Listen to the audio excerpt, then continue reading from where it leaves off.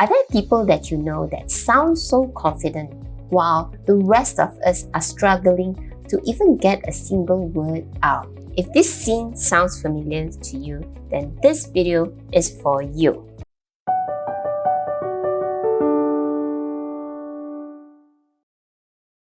Why should you listen to a 45-year-old wearing a yellow dress getting ready to go out? I'm Jules T, and welcome to the Jules T Talk channel. By day, I am in the middle management working in the manufacturing industry. I spent the last 20 years messing up, and now I want to share what I wish I knew earlier so that you don't have to learn it the hard way. Here's the thing, not everyone is born confident. Most of us are not confident in ourselves, and it boils down to one personality trait that we can build within ourselves. And here is how it's done. Picture this. So everyone is furiously typing on their laptops. People are pretending to check emails, acting so busy when John at the corner of the room raises his hands and starts to speak up. He isn't flashy, he isn't loud, he is just calm. And the moment he starts talking, everybody stops to listen. And that's the key thing. Why is everyone pausing to listen to him? And me, I'm sitting there, gripping my pen like it's a lifeline. I have this one sentence that I have in my head, rehearsing over and over again, getting myself ready to just present this one sentence. And when it comes to my turn, I just rush it over, and people are looking at me with blank stares, not really knowing what I was trying to say. There was no points, there is no structure in my thoughts. And people started to ignore what I said. And I kept asking myself, was it because I didn't know the topic well enough? I didn't have the technical capability? When I start to analyze what John said, whatever John said in the meeting was exactly what I was saying. Just a little slight deviation from what I was saying, but the manner that he said it was calm. It had pauses in between, and it captured everyone's attention. And here is what I realized. John was not born an extrovert, and he wasn't even a super technical person that knew the entire detail of the project. He knew just about like what I knew. But what made a difference in how he spoke was that little one thing that differentiated him from the rest of the people in the room. It was a simple thing that he did. And once I learned it, it changed everything for me too. The secret is pauses.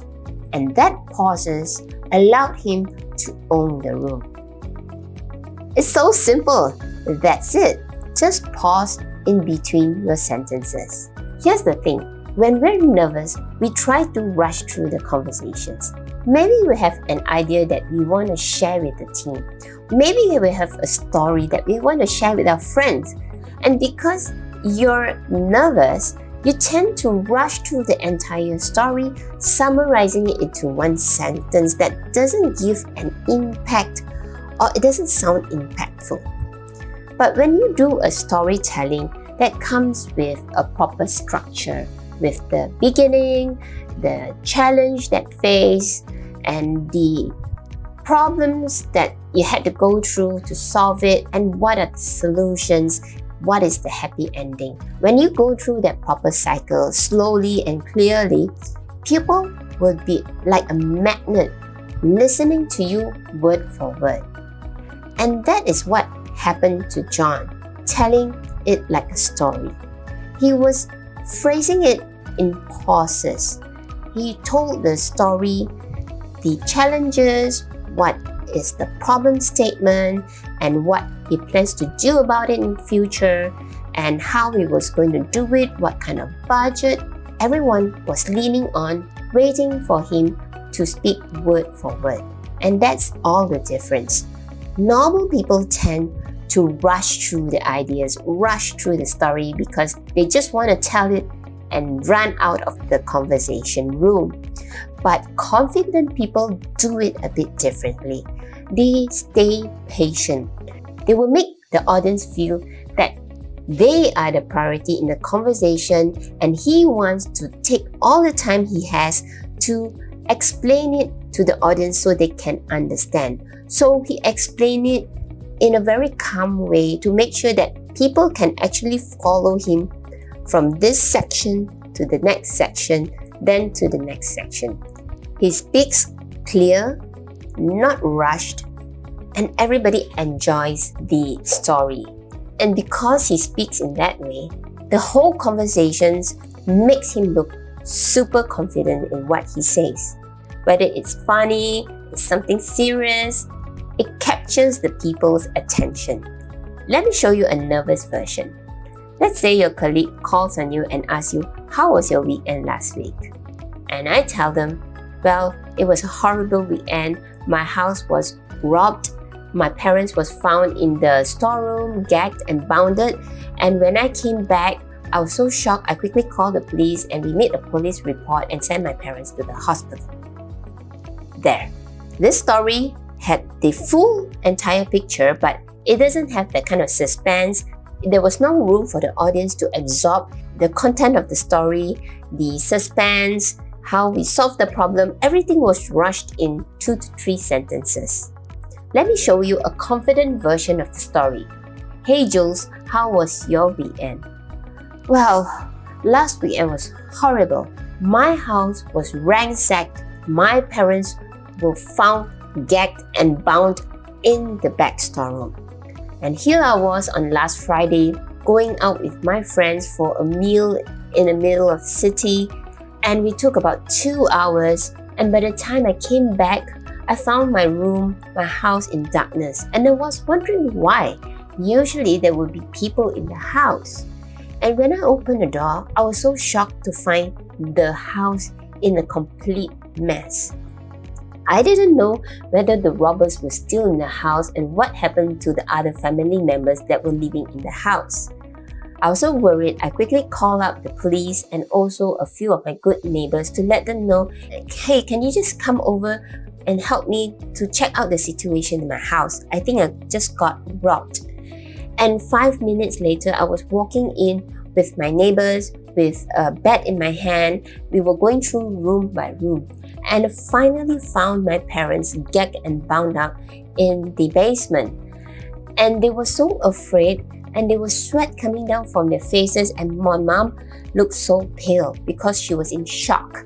And we had to quickly... So you see the difference? That is the difference between a rushed, nervous version and one that is super confident, where you go into the details, where you go into the story. The structure is that the beginning, the challenge, the problem, how you solved it. So when you do that, people are actually catching on to what you're saying. They are leaning to hear your story word for word. There's kind of suspense in the second story versus the first story. And there are pauses in the second story where people have the time to really understand the story, visualize what actually happened in the robbery. So the same person telling the same story, the same brain, but it was conveyed in 2 separate methods. So the second method has more pauses in between the story, allowing the people to absorb the story section by section. And pausing in conversations does not only apply in big meetings. It also applies to your one-to-one meetings with another person. Let me give you an example. I usually have a one-to-one on a bi-weekly basis. And during my one-to-one in the past, when my boss asked me, so what's the latest updates? And I was so nervous in the room because the aircon was blasting cold. I was in my thick jacket and I was so nervous because I had this whole list of things that I had to update my boss. And I started to go into the points in a rush manner. Point 1, point 2, point 3, and my boss didn't have the time to absorb what I was sharing. My face showed everything. There was this clear frown on my face and I was rushing through the points, not giving him a second to process it. He just stopped me and said, Jules, stop right there. I can really feel that you're so stressed out about the whole matter. There's this frown on your face and it feels like you're not really in control. And for the fact that I'm not able to capture what you're saying because you're rushing through the points too fast. That's the observation my boss shared with me. When I went back, I thought about it and I was asking myself, how could I do it better? That's where I learned the tip of pausing in my phrases.